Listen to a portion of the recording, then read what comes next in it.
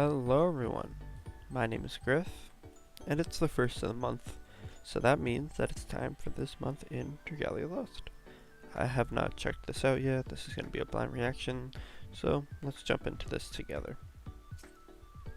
This month in Dragalia Lost. Hello, Yuji Okada here, director of the Dragalia Lost.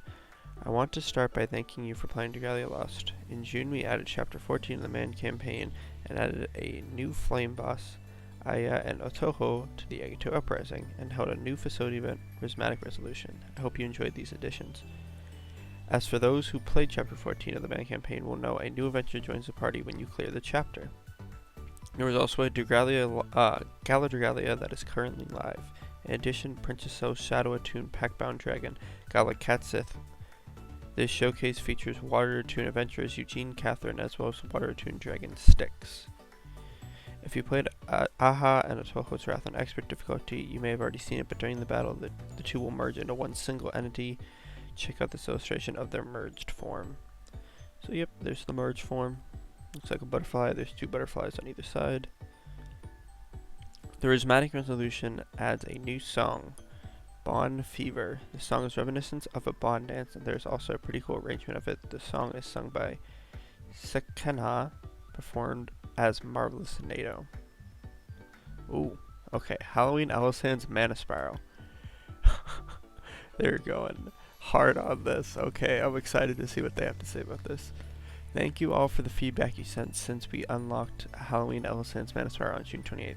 We considered readjusting for Halloween Elisand based on we were considering readjusting for Halloween's Elisand based on this feedback, taking into consideration the balance with other adventurers who have Mana Spirals unlocked. I apologize for the wait, but please be patient while we finalize these adjustments. Once these adjustments have been finalized, we will share this via notifications. Wow, so they're actually going to buff her. That's so awesome. Plans for this month. We will be unlocking Mana Spirals for the following adventurers on July 2nd. Zarden, Ricard, Karina, Luther, Xander, and Lily. Oh my gosh. So they just announced 6 at once. That's awesome. They're all coming tomorrow. Yeah. So expect a video on this, just going over them. I don't know why there isn't a notice about them specifically, what they're going to be like. I'm a little sad not to see Gerota. He's the one I wanted the most, but I will take Luther. He was the first one I ever had. I might promote him just out of that. A defensive event will start mid-July. Defensive event progress is a similar manner to the onslaught event that was held last month, but it will be possible to play co-op in the defensive battle quest during this defensive event. We also adjust things like enemy position for defensive battle quests, making it possible for players to divide up tasks and defeating enemies and complete the event more efficiently. In previous onslaught's event, many players quit without completing it, possibly because it was necessary to repeat the quests on difficult level. I'm sorry, I'm dyslexic. In the previous onslaught event, many players quit playing without completing it, possibly because it was necessary to repeat quests of this difficulty level. This time around, we smoothed out the quest progression and adjusted the balance to make it easier to chain battle charts. Okay, I don't think that was the whole issue. My whole issue was there was 2 million points and it was terrible to grind. I didn't really care about the battle charts. The theme of the story is summer vacation. It will feature new adventures. I hope you enjoy it. Okay, so that's going to be the summer event. We'll also add the Hunt for Harmony facility event to the compendium in mid-July. Okay. We'll revive a Splash of Adventure raid event for late July. A story of a Splash of raid event is connected to a Cassandra of Courage facility event, and we'll revive a Cassandra of Courage event as well in late August. Okay.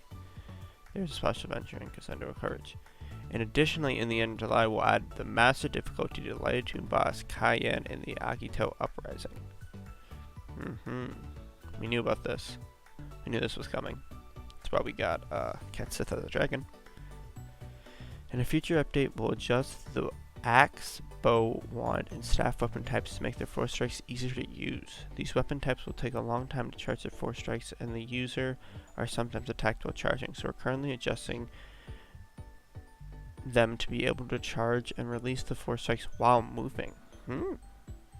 Interesting. So a lot of these adventures are probably going to end up coming like Gala Cerise. which could be interesting and could have. I don't know what to think about that. That's an interesting.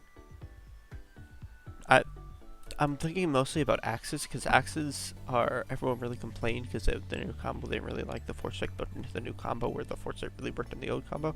And I'm also thinking about like wands. I just wonder how this is going to work, if they're just going to specifically make it so that they can move, or if they're going to make it so that they have to move and there's a new force strike as well. Also just the force strike charge speed and power of some of them. Okay. We'll share more information about this feature update notification. So this should be coming this month, that sounds awesome.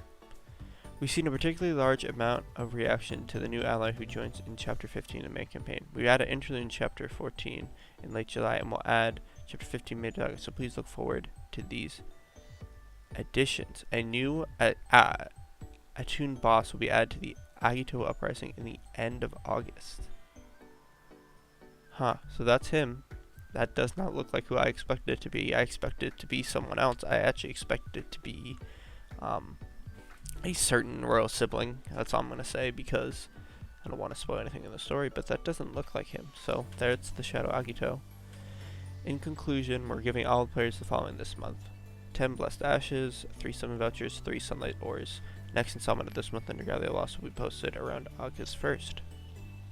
Thank you for reading, Yuji Okada. So, I'm glad this wasn't last week in Dragalia Lost, which is what I called this month in Dragalia Lost, because it was very there's a lot of not a lot of new information. This is very exciting. The fact that they said we're gonna do 6 mana spirals at once, and the thing that is interesting about this is Elisan is not here, and usually when it comes to mana spirals, the first units they do are the free store units, because those units are made so that they can be used in any content. So I'm wondering if they're going to do her later, or they're going to do her at a different point so that she can be used then. Xander and Lily seem both interesting. Richard, he seems like he could become a better healer. Karina is a very popular character. I'm not surprised by this at all. Luther, I'm going to look at Luther's kit for a second, and same with Zardan. See what they could possibly do to them. Let's go look at that. So Luther, he has 2 attacking skills. Do they both just...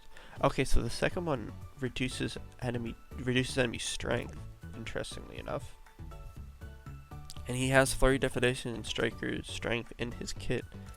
Interesting. And he has Stun Res, so I'm assuming this will become Potent Stun Res. This will get maxed out. And then he'll also be able to use maybe more Flurry Strength. Maybe they'll give him a specific passive. As far as Zardan goes, he does have 2 attacking skills. One is I don't really use this character that much, but they're both called Zardans, which is interesting. Full HP equals Strength, and Burn Res. So they may not do too much with him. Might just keep him mostly as it is. Karina, I do have promoted. I do have her at 45, so she might be someone I consider. She is all about the more buffs, the higher the damage dealt, and she's used a skill share on specifically Ezilith. A lot of Eziliths want this Raging Tide because of how many crit buffs they get. Black Flag deals water damage and surrounds enemies and draws them towards the user. So, and then she has healing double buff and skill prep. So, I mean, she could have some interesting things in her kit just based off what she has there. Let me see if I can find Richter card. He has 2 healing skills. He restores HP to all allies, restores HP to all allies, and continues healing for 15 seconds. So he has a major heal and then a regen heal. What's his passives? I shouldn't cut off him so fast. Full HP equals defense plus 15. Alright, this doesn't seem too great. If I had to guess, they'd probably add a elemental removal to it if there isn't one already, because he's not promoted for me. But I would guess they would probably do that, and I would guess that they would probably maybe add some defense buffs like Jay-Z has. Let's look at Xander. So Xander, again, is another one that works with the more buffs the user has, the stronger is dealt. And then he does water damage to surrounding enemies. Xander is all about 4 strikes, so he has Slayer's Strength and 4 strikes plus 50. So I wonder how they're going to change him. Maybe they'll give him a Dispel on the 4 strike. That'd be something they could do. I hope he's one of the people who get a new passive that's about their name. Like, Athlete has Flash of Genius, and I think Hindwald had one too. So that could be really cool. And then Lily has a skill 1 that freezes and a skill 2 that does a lot of damage. She has full HP equals strength plus 15% and skill prep. So I'm guessing that she will just get something else on top of that skill prep, maybe skill prep and skill haste, and then maybe some more percents for full HP equals strength. But yeah, that's probably, given the information that given the information that we have here, that's probably the most interesting part of this update to me, is that they're saying we're gonna unlock these tomorrow, and there's no information about them out yet. So yeah, that's kind of awesome. The new defensive battle is gonna be awesome. New summer event, and then they're gonna rerun the summer event. So it seems like that's basically what's gonna happen, is that we're gonna finish this event, get this defensive battle, and then get summer reruns. So yeah, all in all, seems like an interesting month. I'm kind of happy that they mentioned Halloween All Sand like this, because if you don't know, Halloween's All the Sand's mods actually made her worse in the long run than her pre-70MC form. So it's interesting that they specifically went out and mentioned this and said, hey, this is something we're going to fix. So maybe in the future we actually can, sending feedback can actually affect what we're going to get from the devs.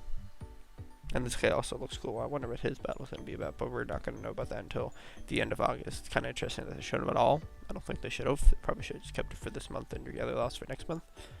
But yeah, that's going to be it for me from today. Thank you all so much for watching. Make sure to like and subscribe, and I will see you next time.